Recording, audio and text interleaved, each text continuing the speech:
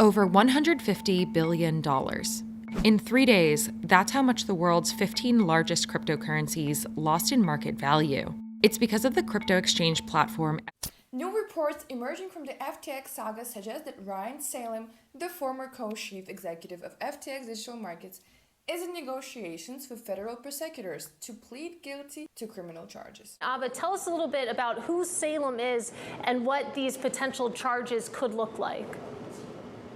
Ryan Salem was the co-chief executive officer of FTX Digital Markets. That was the Bahamas subsidiary of the parent company, FTX. He started working at Alameda in about 2019 and rose through the ranks and became one of the top executives at the crypto company there. He was working and living in the Bahamas at the time that FTX collapsed. There's been a big question mark over his head as to what would happen to him in regards to charges or a cooperation agreement.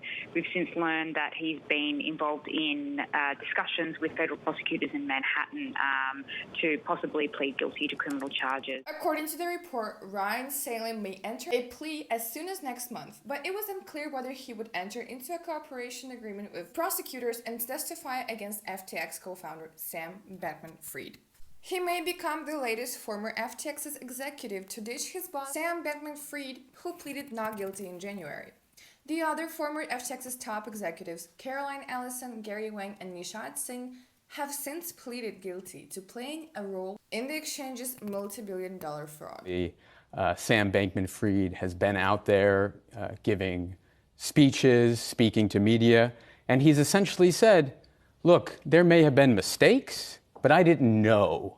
I didn't know anything was going wrong. I didn't know that we were using customer funds and sending it to Alameda. Now you have two of his business associates who have pled guilty. They pled guilty to conspiracy charges, so presumably they are going to point the finger at Sam Bankman-Fried. Salem is potentially confronting charges linked to the contravention of regulations pertaining to political contributions. A report from Bloomberg has unveiled that the former executive who oversaw FTX's Bahamas subsidiary emerged as a substantial benefactor to political parties within the United States. Allegedly, he allocated funds to bolster the electoral campaigns of Michelle Bond, his girlfriend, who contended for the Republican nomination for a seat in the New York Congress, albeit unsuccessfully. Don't forget to follow for more news.